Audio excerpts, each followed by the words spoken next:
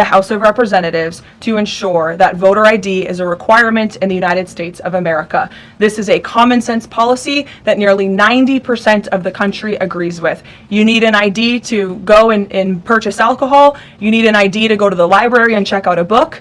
And so the president thinks you should have an ID to vote in our nation's elections. And I know the vast majority of Americans agree with him on that. And he wants Congress to move quickly to get it done. Thank you so much. Sure. On Cuba, it's increasingly being described as a humanitarian crisis. What is a successful outcome for the U.S. that the U.S. wants to see in Cuba? Is there anything less than regime change that would be considered success?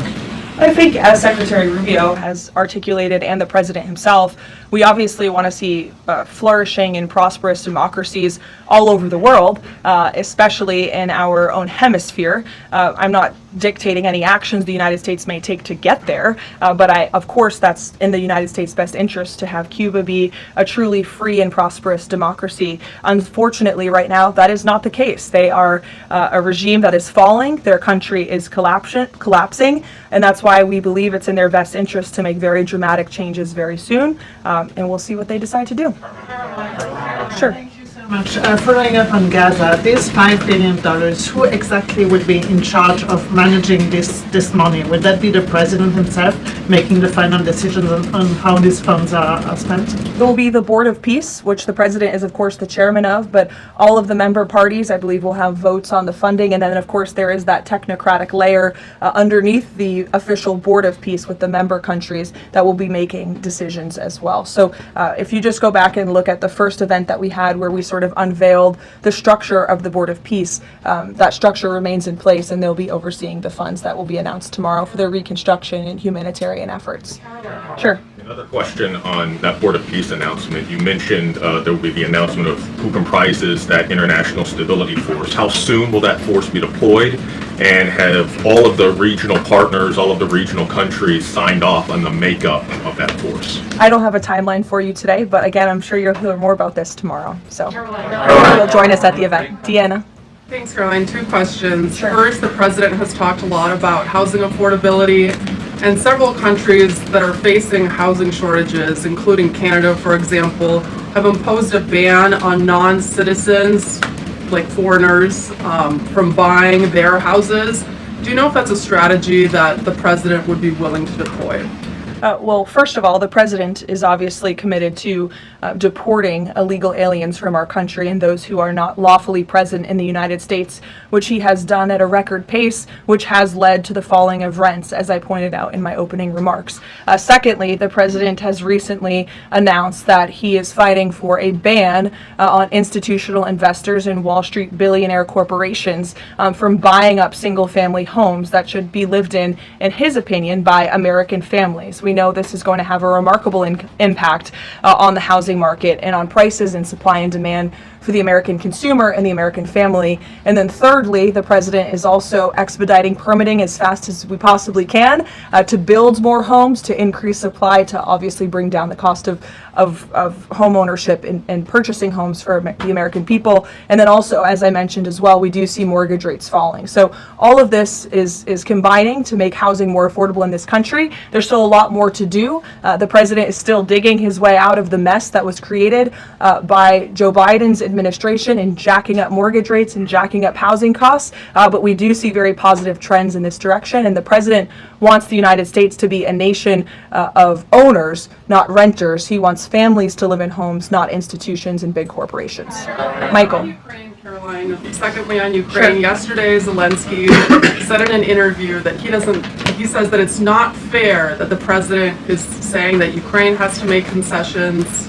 He's saying this publicly, and not Russia. Has the president seen these comments? And when the president says that Ukraine has to make concessions, is he referring to giving up Donbass? I think the president would respond to that by saying he does not think it's fair that thousands of Ukrainians are losing their lives, and Russians too, in this deadly war. And that's why the president and his team have committed a tremendous amount of time and energy in bringing this war that is very far away from the United States of America, but nevertheless, this is a president of peace. And so he's committed a tremendous amount of time and energy to bringing this war to an end. Just yesterday, there was another round of trilateral talks between the U.S., Russia, and Ukraine.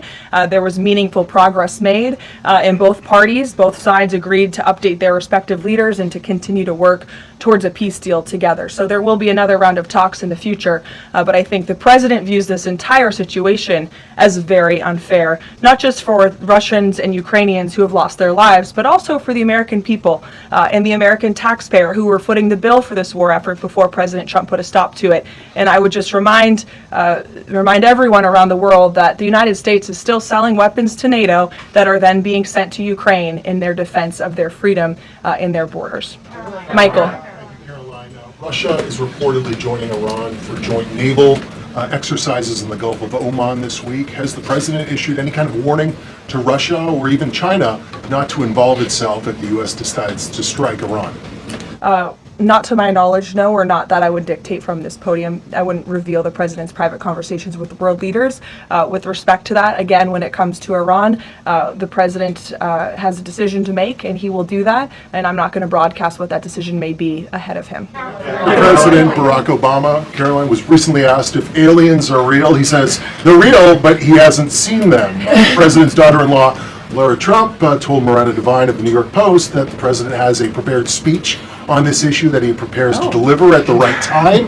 Is that true? And does the Trump administration believe aliens are real?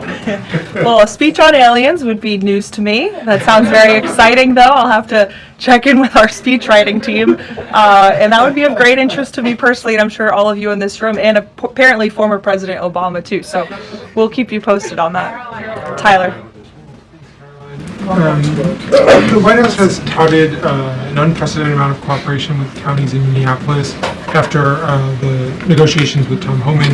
Are those written or verbal deals with the sheriff? How many have agreed to cooperate on immigration enforcement who previously refused to do so? Yeah, the last time I spoke with Mr. Homan, which was just a few days ago, he assured us that nearly every single county in the state of Minnesota has agreed to notify ICE when they are releasing criminal illegal aliens from their jails. This is an unprecedented level of cooperation that we have not seen. It has led to not only cooperation to detain illegal aliens in Minnesota, which just this past week I have looked at the list. They've detained some very heinous people who none of you would want living in your communities, but has also led to a much more calm situation on the ground. We've also seen, and you've seen this with your own eyes play out, the local police and the state police have now cooperated in the arrests of left-wing agitators and criminals who are unlawfully obstructing immigration enforcement in their efforts. So this is a huge win, and again, the president sent Mr. Homan to Minnesota to do a job, and he has done it well, and I think the situation on the ground proves that. Are those like written agreements that they've been signed by various officials in the state? These are agreements that have been made by state and local officials in the federal government, and we are seeing that cooperation play out every single day. These counties are notifying ICE when they are releasing criminal illegals from their jail, and we do know that they are arresting left-wing agitators who are unlawfully impeding law enforcement. There's video to show that. Show it yourself. You can view it with your own eyes. John. Thank you, Caroline. You mentioned two things, DHS closed and the SAVE Act IDs. Both of these could get solved in 15 minutes if Senate Leader John Thune simply got rid of this phony 60-vote cloture rule and got 51 votes, and that would be the end of it, because everyone in this room knows if the Democrats take over, they'll get rid of that rule in 90 minutes. They already tried it one time, and the two Democratic senators that stopped it are no longer there, Manchin and Sinema. President Trump is backing a lot of these senators for re-election, and yet they will not get rid of the 60-vote cloture rule, which is holding everything up.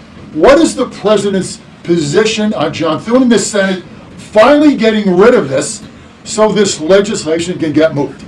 Well, the president has a good relationship with Senate Majority Leader John Thune. They keep in very close contact, and they work together all of the time.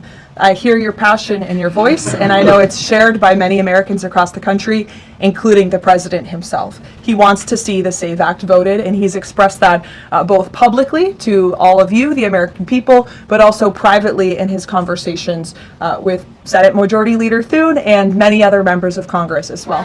Yes, Rob, go ahead. Good to see you. So J.B. Pritzker just recently signed the bill. The law went into effect in January, and it's supposedly going to allocate about $2.5 billion to illegals to go to college and financial aid in the state of Illinois. What is the White House's reaction to this? Illinois is already, by 2027, they're supposed to have a $3 billion deficit. What's your reaction to that? Yeah, we'll have to take a look at that. I would say the president certainly thinks that Governor Pritzker is not doing a very good job of managing his state, as evidenced by not only the waste, fraud, and abuse, but also the crime in the city of Chicago that unfortunately Governor Pritzker has refused to pick up the phone and call the White House and ask for help on, which is something his residents want him to do, but he refuses to do for political reasons. As for the specific money, we'll take a look and get you an answer. You're welcome. John. Thanks a lot, Caroline. Two questions. One is about the president's trip to Georgia tomorrow. If you can provide some additional information about that, why Northwest Georgia was chosen for this particular trip, for instance.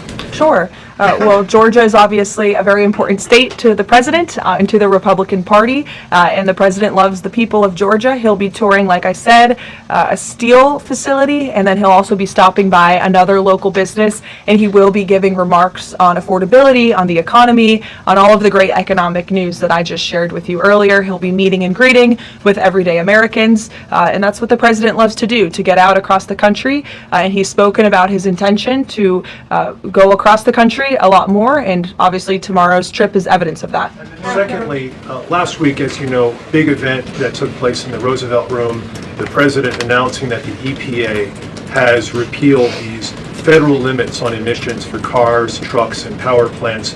And in the president's presentation, he mentioned that American families will save $2,500 for a new car or truck. Where is the promise coming from automakers that they're going to pass along their savings to those families all across the country? It's a great question, John. That was an economic analysis that was provided to the president, and I'd be happy to provide that to you so you can take a look yourself. But I'm glad you brought up the president's announcement last week, because this is one of the largest deregulatory actions ever taken in the United States of America. And overall, it's going to save our country $1.3 trillion in regulatory burdens that have really done nothing for our country, nothing for our environment, nothing for our economy. In fact, this announcement received widespread and bipartisan praise. I think I recall seeing the editorial board of the Washington Post, of all places, even commending the president and Administrator Zeldin for this historic action last week. So there's no doubt it is going to save the American consumer money, and I'd be happy to provide that specific economic analysis to you. Sure, in the middle, go ahead. Yes. Thank you. Governor Moore in Maryland signed a bill that is ending the law enforcement cooperation with ICE. And by doing that, a lot of local sheriffs are not happy, and in fact, they met today in Annapolis to come up with legal action. What is the message of the White House to those sheriffs and to the residents of Maryland? Well, first of all, it's another despicable action by Governor Wes Moore. Why would you prevent your state and local law enforcement from cooperating with federal law enforcement? If you just ask them, to your point, if you ask a sheriff across the country if they want to have that level of cooperation and coordination with the federal government, of course they do. It makes their jobs easier. It keeps them out of hostile and dangerous environments. It allows them to detain illegal alien criminals who have committed heinous crimes in our country with the most safe circumstances possible. So the president, of course, continues to always stand on the side of law enforcement, and this is another just horrible and frankly political action taken by Governor Wes Moore, and unfortunately the people of his state are going to reap the consequences of it. Sure. Thank you, Caroline. President Trump just said on Truth Social that it would be a big mistake for the UK to hand over control of Chagos Islands to Mauritius. but the State Department earlier this week has said that the U.S. does support that handover. So does this post now suggest that the U.S. does not, or that President Trump has changed his mind on this? The post should be taken as the policy of the Trump administration. It's coming straight from the horse's mouth. When you see it on Truth Social, you know it's directly from President Trump. That's the beauty of this president and his transparency and relaying this administration's policies to all of you and to the rest of the world. Carrie, go ahead. There's been a series of walkouts from public school students that have been sort of provoked by a number of public school administrators. What are your thoughts on this? What's the administration's thoughts on this? Will they be taking any actions on these walkouts against ICE? Look, I think obviously the president and the administration support the First Amendment rights of all American citizens, and if they're peacefully protesting, then that's their constitutional obligation and right and responsibility to do so. Of course, the administration also wants to see American school children in school learning and educating, and I think it does speak to the left-wing bias that is unfortunately very present in our nation's public school system, and it's something that Secretary McMahon has been working very hard to root out of our public school system by ensuring that local governance and local control takes place over our nation's public schools, and that parents and educators closest to students have a greater say over curriculum and academia in our country. Take a couple more. Go ahead. Thank you, Caroline. The Vatican announced earlier today that they would not be joining the Board of Peace initiatives over concerns that it could potentially compete with the United Nations over handling crisis conflicts. What's the White House's response to that? Yeah, look, we saw that. I think it's deeply unfortunate. I don't think that peace should be partisan or political or controversial. And of course, the administration wants all those who were invited to join the Board of Peace to join. Because again, the Board of Peace is overseeing the reconstruction of a territory that has been plagued with violence, with bloodshed, with poverty for far too long. And this president has a very bold and ambitious plan and vision to rebuild and reconstruct Gaza, which is well underway because of the Board of Peace. This is a legitimate organization where there are tens of member countries from around the world, and we think that's an unfortunate decision. In the back, sure. I'll go to both of you, sure. Okay. Go ahead, and then Jake, you can go. You're welcome. Caroline, can you tell me, is there an update regarding the tariff rebate checks that the White House has promised? I don't have an update for you on timeline, but I know that it's something that the president and his economic team continue to very seriously discuss. Thank you, Caroline. I've got two questions. First, does the president see some sort of religious or prophetic component to the unfolding developments in the Middle East? I haven't spoken to him about that particular perspective, to be honest with you, but of course the president wants peace for all people of all faiths all around the world, and that's part of his push to create peace in the Middle East, which he has done successfully. And my second question is, as his popularity rises around the world, and especially in regions where he's invested so much effort in promoting peace and ending wars, do you think we might be watching the emergence of a global MAGA movement? Is this something that the president has discussed at all? Well, I don't know, Jake, but I sure hope so. Take a couple more. Go ahead. Sure. I wanted to ask you about Iran. As the U.S. military builds up around Iran, is President Trump coordinating war plans with Israel so that if he does decide to strike, that Israel will be a part of those strikes? Look, I don't have any specifics on the president's recent conversations with Israel. As you know, Prime Minister Netanyahu was just here at the White House last week or the week before. But again, with respect to Iran, there was some progress made yesterday. There are still a lot of details to discuss, and we'll continue to see how this plays out. The United States government, of course, is always in close communication and correspondence with the state of Israel, and that starts right at the top with the president and Prime Minister Netanyahu themselves. One more. Go ahead. Last week we saw the underlying affidavit for the search warrant that was executed in Fulton County, and there was not any mention in that document about foreign election interference in the 2020 election. I'm wondering if DNI Gabbard has uncovered that, in Georgia or in Puerto Rico, where we know her team was sent as well? I don't have any updates for you on that today. I would defer you to the director's office herself. Two questions. One on the president's schedule today. It says he has signing time. What is he signing today? Are we expecting executive orders or actions? That's the first question. And then second, the Wall Street Journal is reporting that a U.S. arms sale package for Taiwan is in limbo. Can you just confirm this reporting / offer any additional comment? And how concerned is the administration that if an arms deal with Taiwan went through, that this could disrupt the China-U.S. Trade truce? Sure. Well, I haven't read the full Wall Street Journal report. I will just say with respect to an arms sale to Taiwan, I don't have any announcements or updates on that for you today. And to your first question about what the president will be signing, he will be signing an executive order, which you will all be hearing about later this afternoon, and you will see him in 1 hour at the Black History Month reception. We'll see you there. Thank you.